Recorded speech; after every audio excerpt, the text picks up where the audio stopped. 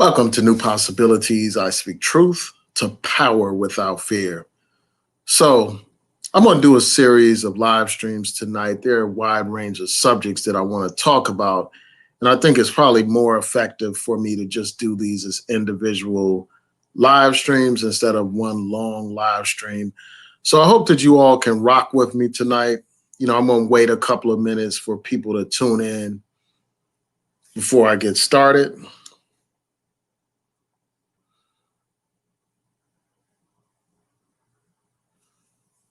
So I'll just wait a couple of minutes for people to tune in. I see that we have a couple of people in the house. How many of you all watched John Lewis's funeral today? I'm just curious. If you can just let me know in the chat, I would appreciate it.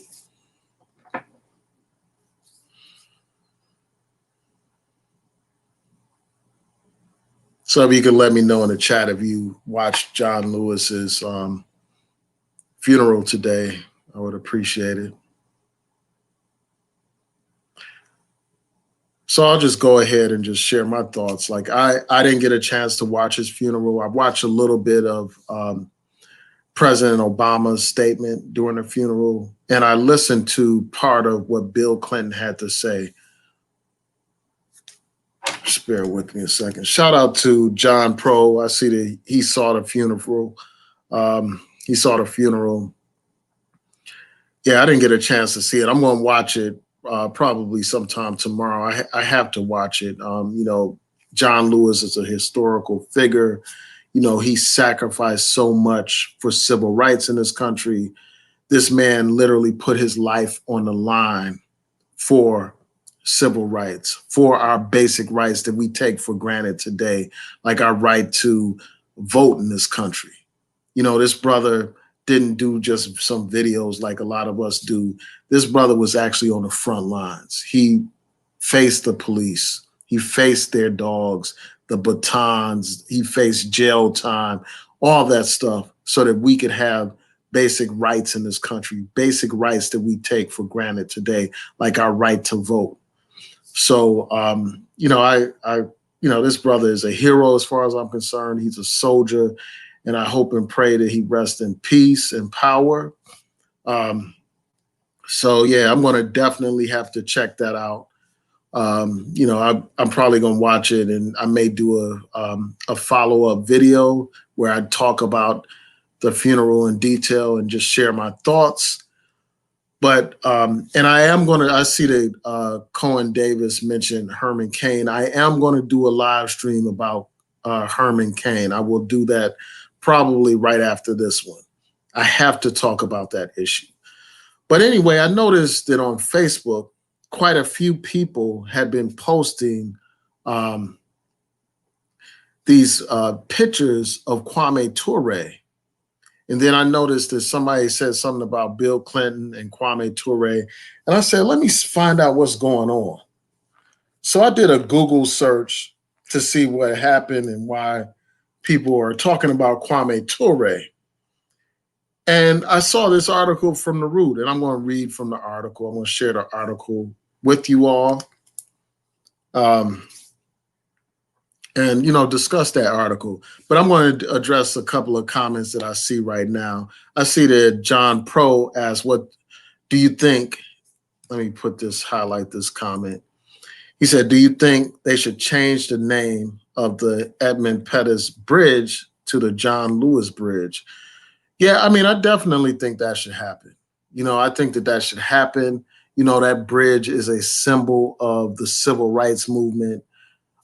John Lewis was the person who led that demonstration that took place in Selma, a demonstration for civil rights. Again, like I said before, this brother was beaten. From what I recall, they said he had a concussion. This brother faced jail time. I mean, you have to imagine what kind of extraordinary courage it took for that brother and for all those other people that nobody knows of, the people don't celebrate their names, for all those nameless soldiers on the front lines in our civil rights struggle.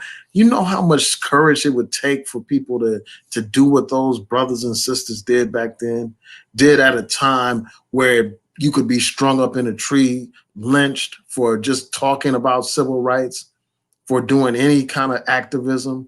These were courageous men and women. And this brother was one of the most courageous people in our history. And I have to commend him for what he did, for the sacrifices that he made for our people. I commend him. And even during his time in Congress, he fought to protect civil rights through legislation. So I have nothing but respect for him. And I do believe that that bridge should be named after him. That's how we commemorate our heroes and celebrate our heroes. you know, and that's why these symbols are very important. Symbols are very important. Of course, policies and all that kind of stuff, those are more important than symbols, but symbols have power. Symbols are a reflection of the values in a society. And I think that we need to honor our martyrs and honor our elders and our ancestors that sacrificed so much for us. And what better way to honor this man's legacy than to name that bridge after that brother? So yeah, I fully support that. So what I'm going to do is go into this particular article. I'm going to share my screen real quick.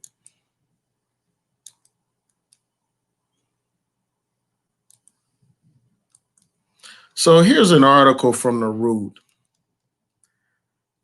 And it's entitled, as you can see, "Will Somebody Come Get Bill Clinton?" He just shaded Stokely Carmichael during John Lewis's funeral.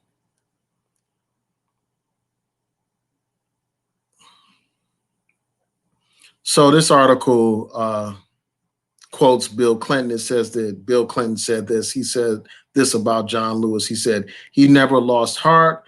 He fought the good fight. He kept the faith. It is so fitting on the day of his service. He leaves us our marching orders. Keep moving." Then he went on to say this. It says, "Just 3 years later, he lost the leadership of SNCC to Stokely Carmichael because it was a pretty good job for a guy that young and come from Troy, Alabama. It must have been painful to lose, but he showed as a young man there are some things that you just cannot do to hang on to a position, because if you do, you won't be who you were anymore." And then he goes on to say this. "And I say there were 2 or 3 years there where the movement went a little too far towards Stokely, but in the end, John Lewis prevailed." So then you have people voicing their opinions about this.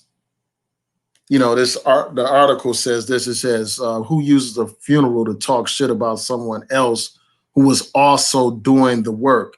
And that's so important. And about also doing the work. So I'm just gonna show some images that are very important. I'm just gonna Google Stokely Carmichael, and we noticed Stokely Carmichael later changed his name to Kwame Ture. And we know this man's history. This brother was on the front lines in the civil rights movement, just like John Lewis. This brother faced the police dogs just like John Lewis. This brother was arrested just like John Lewis. This brother marched with King just like John Lewis.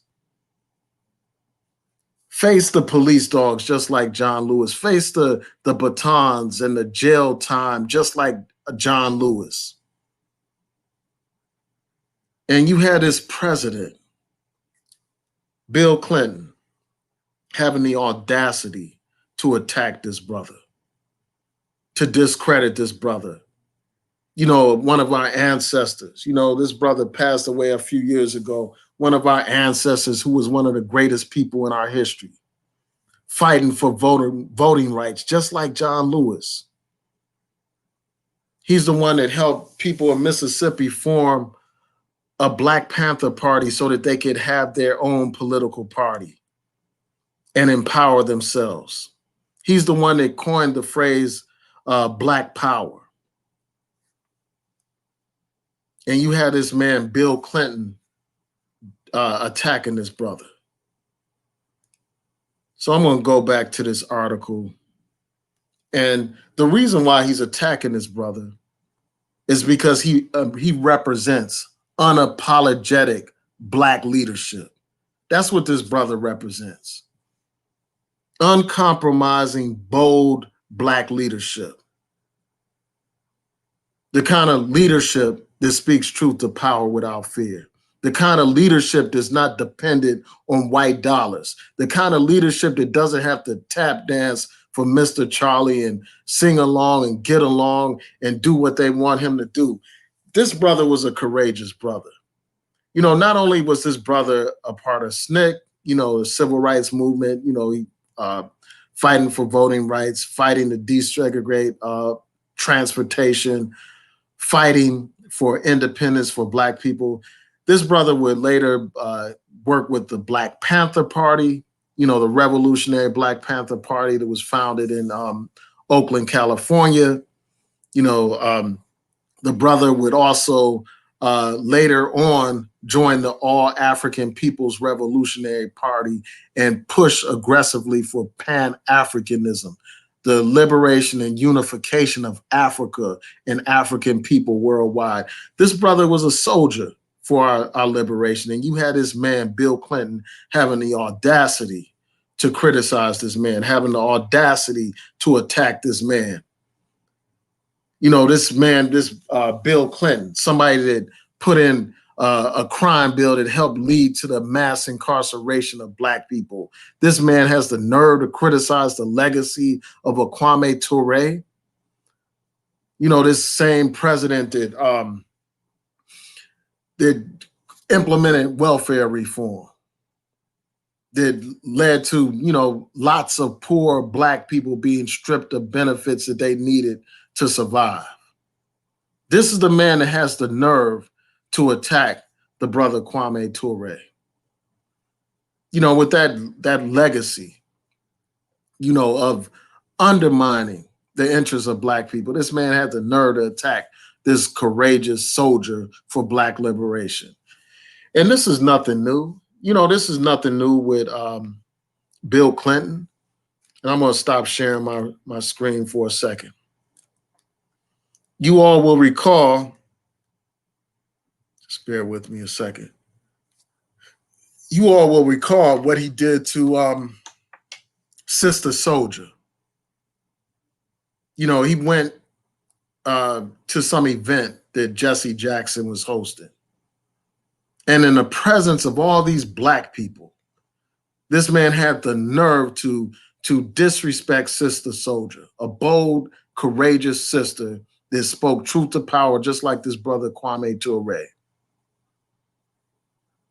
Attack this sister in the presence of all these Black people, in the presence of Black leaders, so that he could get some brownie points with white voters. Another example of Democrats putting Black people at the bottom of the totem pole while we put them at the top of the totem pole. You know, and this is just another example of him doing Sister Souljah all over again. Here he is at a funeral where we're supposed to be honoring a great Black man who sacrificed so much for Black people. And this man has the nerve, the gall, the audacity to use this opportunity to attack Black leadership in the presence of Black leaders, to attack Black heroes in the presence of Black people. But Black people are giving this guy a pass, a lot of them. A lot of these old house Negro-minded Black people are giving this man yet another pass. And my question is, like, Why do these Negroes love Bill Clinton so much? I don't understand it. You love a man that implemented policies that led to the mass incarceration of Black people. You love a man that took away certain benefits that helped poor and struggling communities. This is the man that these people love so much. You love a man that had no problem throwing Black people under the bus. This is who you love. You loved a man who was questioning whether or not affirmative action was even necessary. This is the man that a lot of these Negroes love, man. And I'll never understand that. How can you love a man that disrespects Black leadership at a funeral, man? You know, this brother Kwame Ture was a hero. This brother was a soldier in our struggle. A bold, courageous brother that spoke truth about Zionism. He spoke truth about this capitalist system that we live under. He spoke truth about the need for African people worldwide to unite. But yet you had this man, Bill Clinton, feeling like he can attack this brother. And, you know, it's just a disgrace. It's just a disgrace that you will have so many people that will give this guy a pass. So let me look at this article a little bit further. Just bear with me 1 second. And then I'll get to your comments in a minute.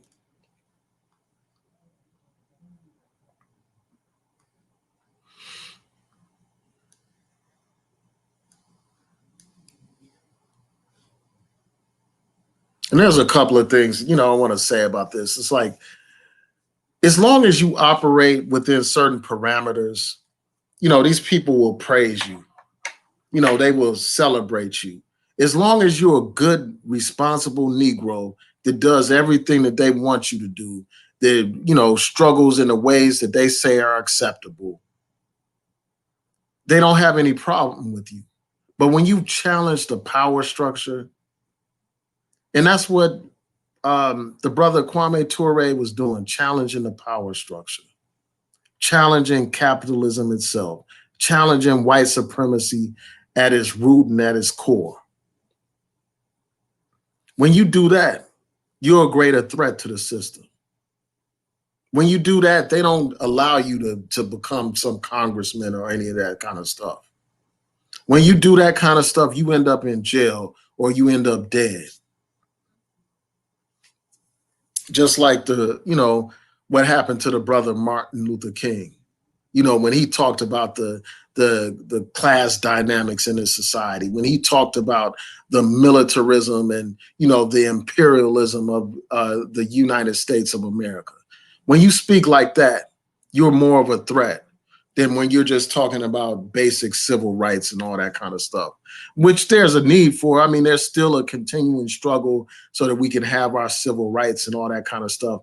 But when you're talking about the need for Black people to have power, when you're talking about seizing power, when you're talking about the right to self-defense, all of a sudden you're labeled, you're attacked, and all that kind of stuff. And that's what happened to people like Kwame Ture. When you speak out against Zionism and the oppression of the Palestinian people, you're going to be challenged, you're going to be attacked. And that's what happened to the brother. You're going to be labeled. And that's what happened to that brother, Kwame Ture. Because, you know, the fact of the matter is, when you speak out against the system, you get marked. And the brother was speaking out against the system. He talked about the need for Black power. He talked about the need for self-defense. You know, he talked about how nonviolence is a tactic, not a principle. You know, these other people, they didn't get their power through nonviolence. They didn't liberate themselves through nonviolence. You got one of the most violent countries on the face of the earth having the audacity to condemn a Black man for talking about the need for self-defense. When this country has everything that this country acquired, it acquired through violence. How did the United States even get this landmass that we're sitting on right now?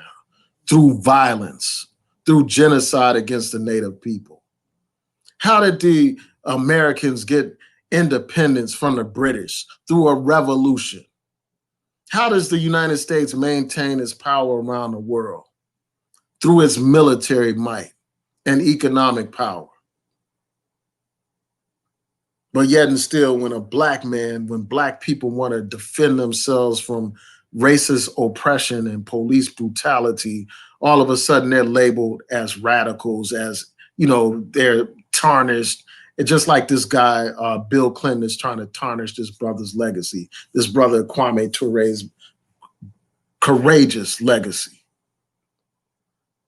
It's only common sense for people to want to defend themselves, to protect their interests and stuff by any means necessary. That's only common sense. And that's what that brother Kwame Ture was talking about. It's only common sense for African people worldwide to unite against their common enemy. What they have done is they label, ideas that are powerful, ideas that can liberate us. They label those ideas as extreme so that people won't even explore those ideas, won't even explore those options. And that's what you have with this president, having the nerve to go to a funeral honoring a black man and attack another black man during that funeral. And many of those people will be silent. They won't say anything about this. They'll be praising this man, and it doesn't take much for a lot of these Negroes to praise a white man.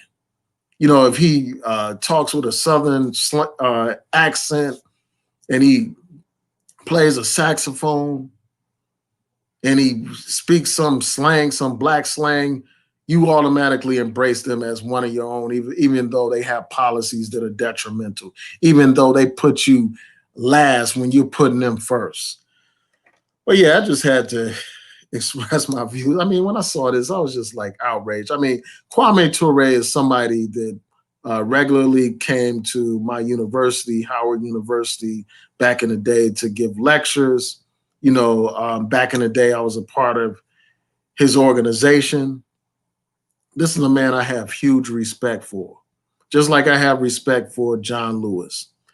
And, one thing that we have to understand that I'm not going to disrespect John Lewis, because he was a congressman or anything like that. I think that there are different roles for different people.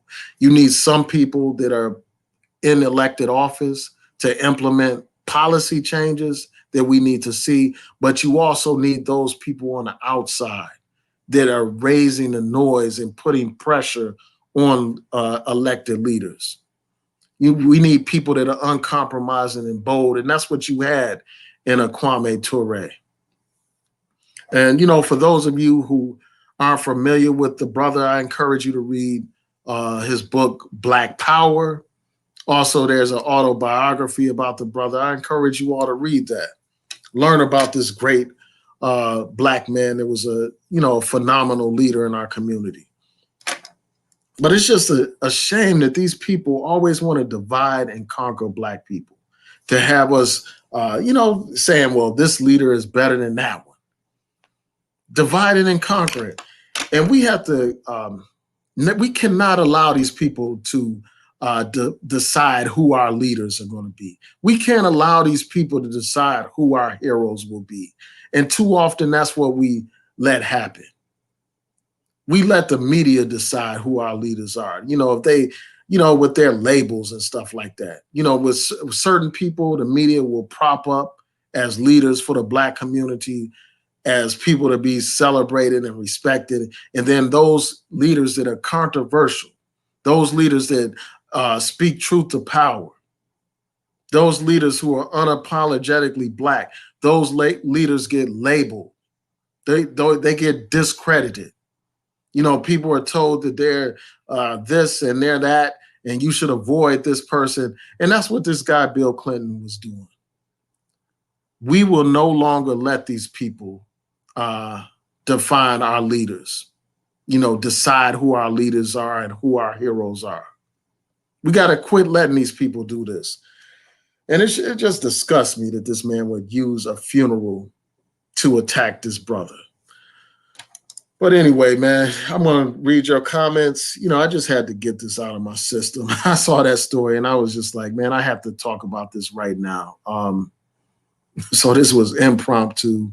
I wasn't even expected, to talk about this, expecting to talk about this. As you all know, like people that have seen my YouTube page today, I posted the subjects that I was going to touch upon today. This was not one of them, but when I saw people posting the brother's image, and then I found out what the controversy was about, I said, I have to talk about this. Because for me, it's like, even though I wasn't like real close with Kwame Ture or anything like that, I didn't know him well or anything. I've been to many lectures of his, back in the day when I was at Howard. And I actually, attended meetings with him. I actually got to meet him before. So it's almost like attacking a family member, man. That's the way I feel about it. When I heard this stuff, I'm like, come on, man. How are you going to disrespect somebody? And then it's like with our movement, we have to understand that there are transitions that take place. There's evolution of thought. Even Martin Luther King realized that, just those basic civil rights wasn't enough to bring about the equality, the freedom and justice that we need as a people. It's not enough to just say, okay, you guys can vote. Okay, we will no longer discriminate against you in public accommodations. Those are the most basic of things, the most basic of rights. That still doesn't make up for the legacy of hundreds of years of enslavement. That still doesn't deal with the structural inequality that exists where Black people have far less wealth than these white people. Even today, like all these years later, we still have massive disparities between Black people and white people. The problem wasn't going to be solved with just some basic civil rights. But anyway, I could go on all day talking about this, but I want to thank you all for tuning in. I'm going to see what you all have to say, and then I'm going to be on to the next live stream, and I hope that y'all can hang with me tonight. Some people may have to watch this on the playback. But yeah, I just got a lot of stuff on my mind. So shout out to everybody tuning in. Shout out to Bonafide 1970.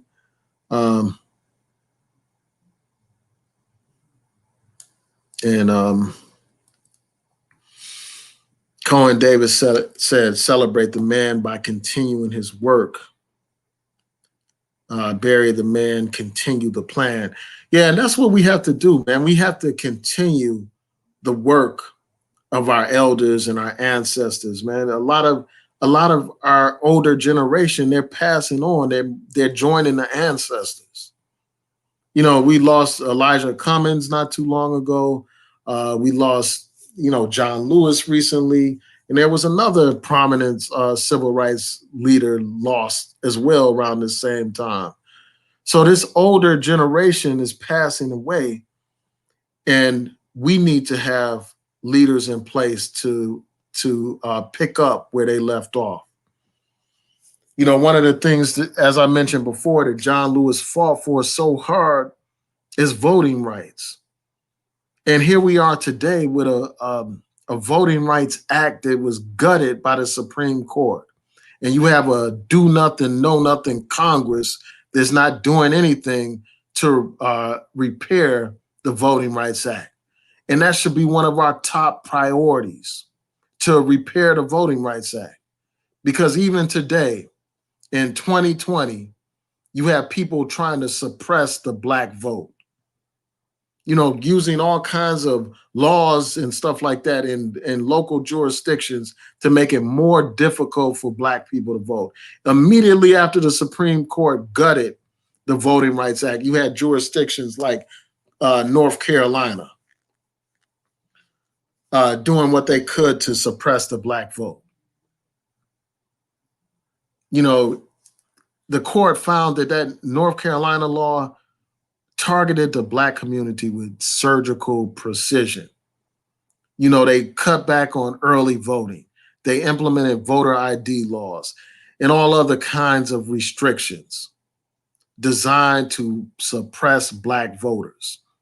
And none of that would have been possible if the Voting Rights Act was still fully in place.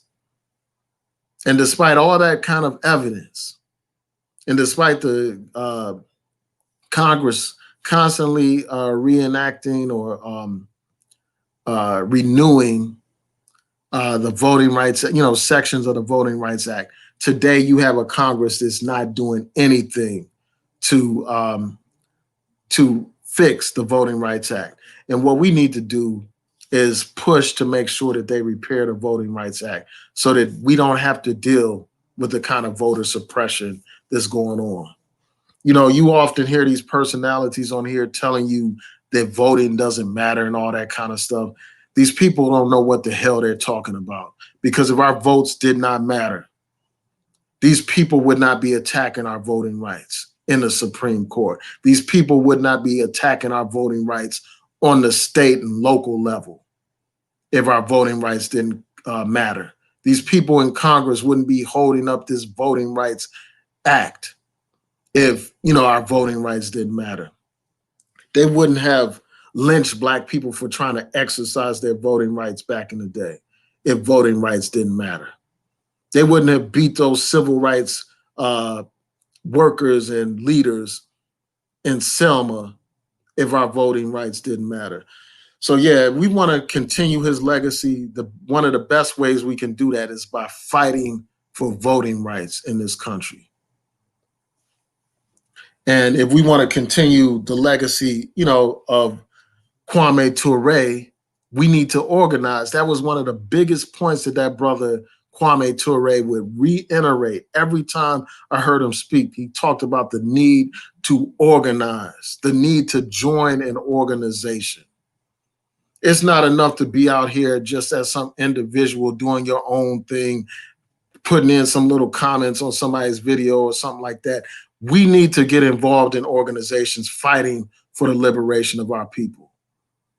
Even if it's the most basic of organizations, your neighborhood association. Get involved in that. Join some, even though I have disagreements with ADOS, join ADOS. Join something that's fighting for our people. Some of these people here on YouTube, they are Black Power entertainers. They're not organizers, man. And some of us are content with being entertained when we should be about organization. Some of these people are just about stacking up their own paper. They're not about doing anything for the people, except for selling you T-shirts and and Ogun juice and documentaries. So yeah, we can continue the legacy of that brother Kwame Ture by getting involved in organizations, by organizing ourselves. So let me see what else people are saying. Yeah, so this brother going by the name Kwame Ture says that they deliberately leave a lot of things out of Kwame Ture's life. And, that's a fact. They don't, a lot of this stuff, this history, I encourage those of you who haven't seen, and I'm sure a lot of you have seen it, like Eyes on the Prize. I encourage you all to watch that. And if I don't think that they have it here on YouTube, but if they do, I will post a link in the cards. There's an Eyes on the Prize episode that deals specifically with Kwame Ture and the whole question of Black Power. And despite the fact that this brother had ideological disagreements with people like Martin Luther King, he still was side by side with King as he faced these racist pig police in the South and stuff. So yeah, let's see what other people are saying.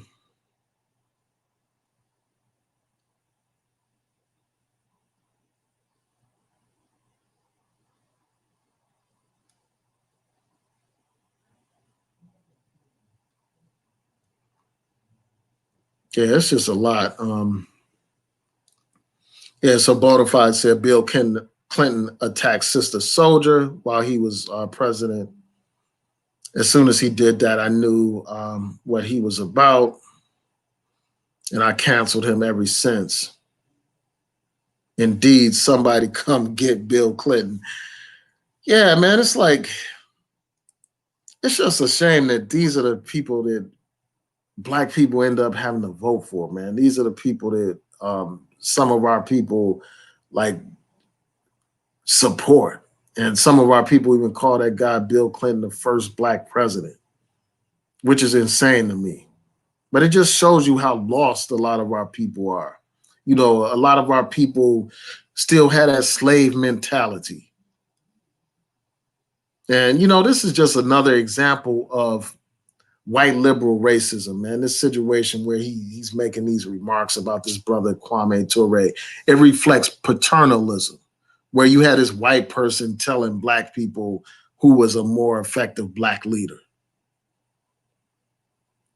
That should be something that we decide. We should decide who our heroes are. So Kwame Ture said that he knew Nkrumah Ture said that he knew Kwame Ture. Um, yeah, so Leo said Bill Clinton shouldn't even fix his lips to utter our great warrior soldier Kwame Ture's name and great legacy. Exactly.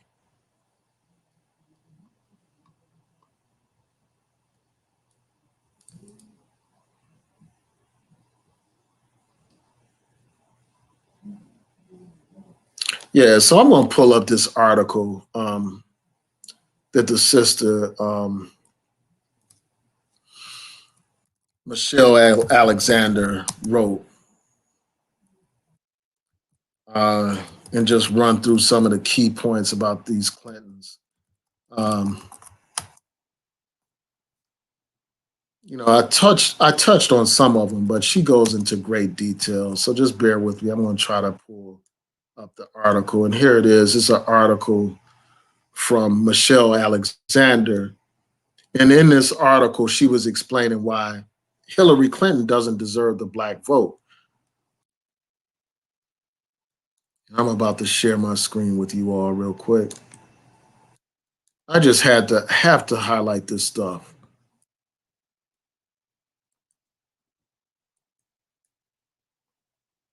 So this is the article that she wrote,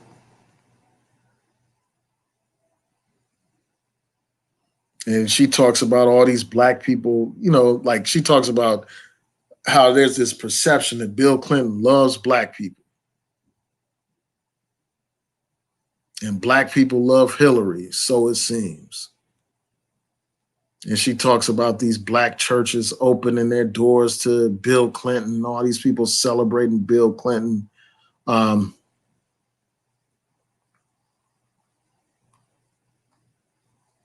just bear with me a second.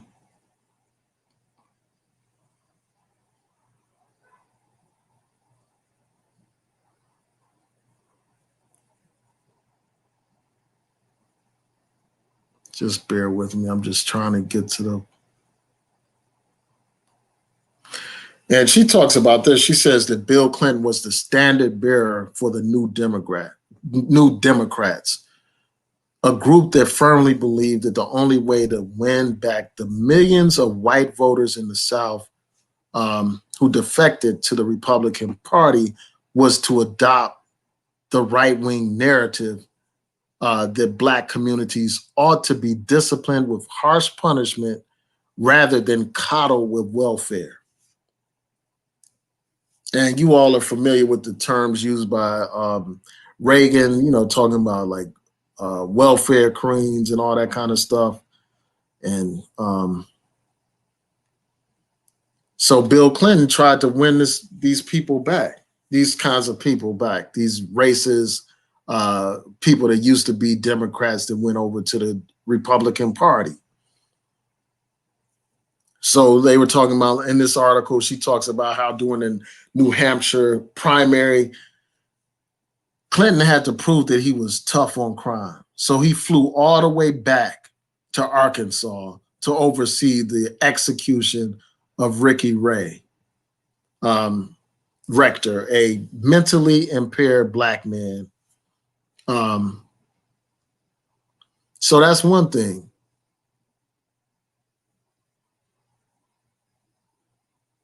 And so while he was playing this game with black voters, where he goes to your churches and sings songs with you, he was at the same time, in her words, signaling to poor and working class whites that he was willing to be tougher on black communities than Republicans had been.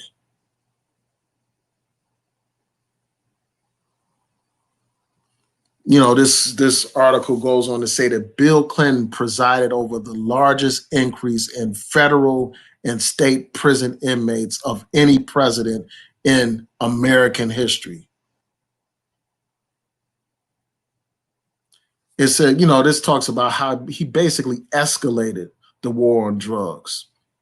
And he supported the 100-to-1 sentencing disparity for crack versus powder cocaine, which produced staggering racial injustice in sentencing and boosted funding for drug law enforcement.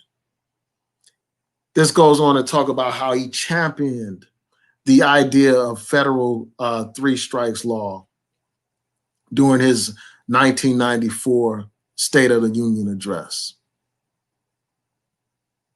And then he signed a $30 billion crime bill that created dozens of new federal capital crimes, mandated life sentences for three-time offenders, and authorized more than $16 billion for state prison grants and the expansion of police forces. When Clinton left office in 2001, the United States had the highest rate of incarceration in the world.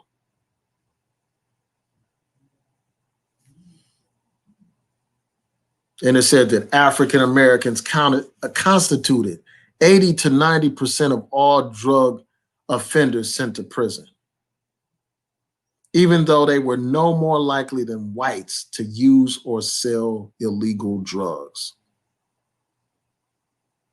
It says prison admissions for drug offenses reached a level in 2000 for African Americans more than 26 times the level in 1983.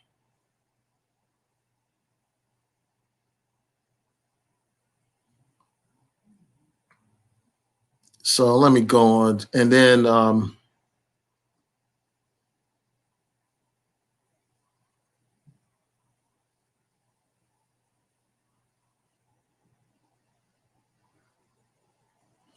it goes on to talk about like these distort like lies about the economy, like, you know, involving the Clintons.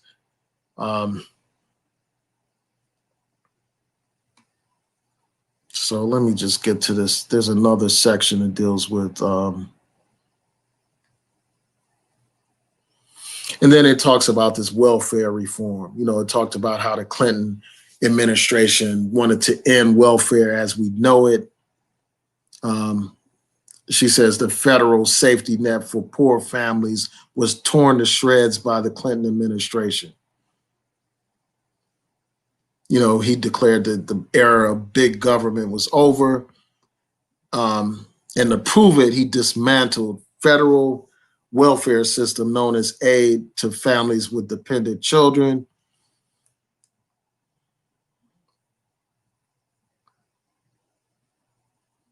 And it says that as a result, extreme poverty doubled to 1.5 million in a decade and a half after the law was passed.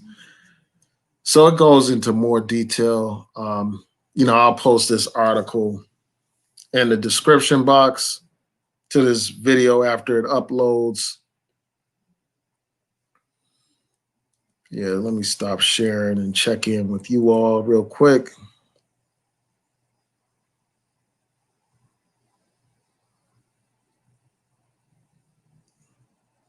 So let's see.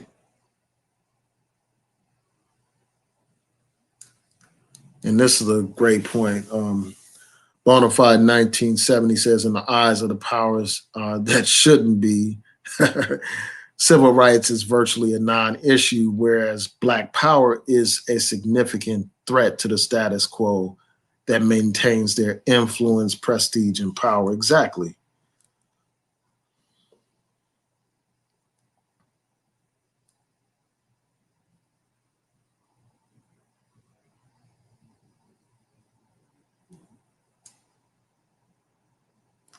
Yeah, so Renaissance Man asked a great question. And this is something that I could probably do a whole video on. And he asked this. He says, I hear what you're saying about violence being labeled as extremism, but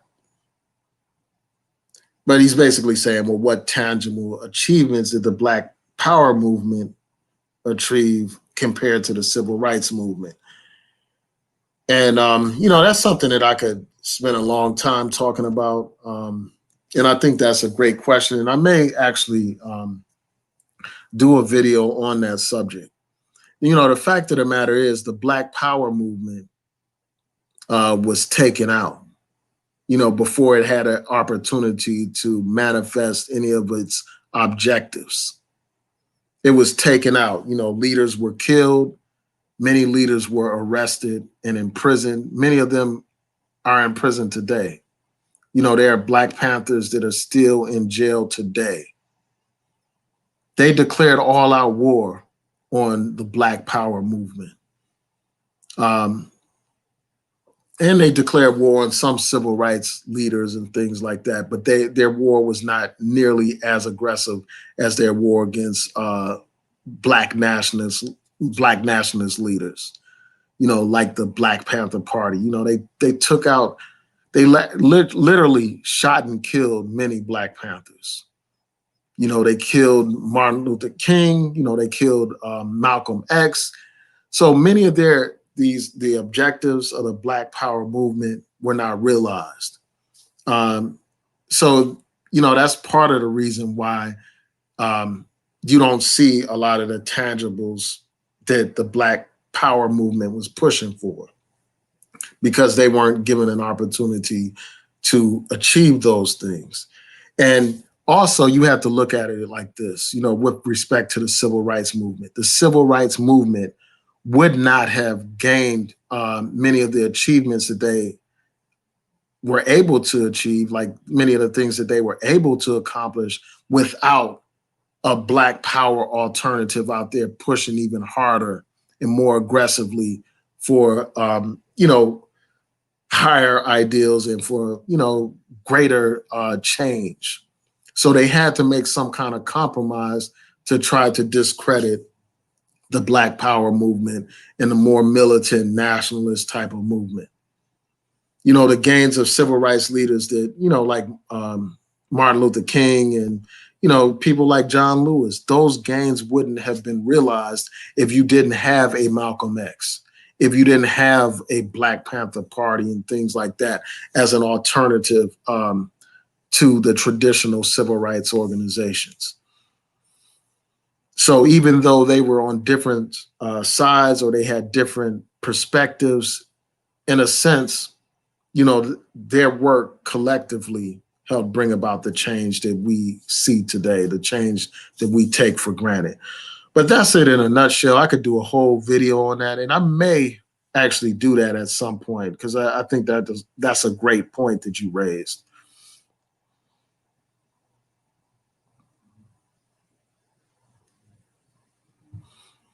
So, yeah, I want to thank you all for tuning in. I truly appreciate it. So I'm going to be back on here. I'm going to do a couple of other videos. Yeah, so it's going to be a while tonight. So if y'all can roll with me, I would appreciate it. So there are a couple of videos that I want to do. I'm going to do a video on this white supremacist who was running around pretending to be a part of the Black Lives Matter movement in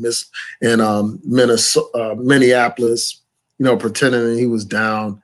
And really, he was just an agent, a provocateur, and all that stuff. I have to talk about that. And then I'm going to deal with, I also want to deal with Michael Brown. There have been some developments in the Michael Brown case. So I want to talk about that. And I know many people may have thought that case was over and done with, but yeah, it pretty much is over and done with now for sure. So I want to talk about that. And lastly, I'm going to talk about something light dealing with hip hop, something that Snoop Dogg said about Eminem. So you need to have some kind of relief. You know, I can't be serious 100% of the time. So y'all check that out. You know, I'll be back in a few minutes. Peace and blessings, everyone. Thank you for tuning in.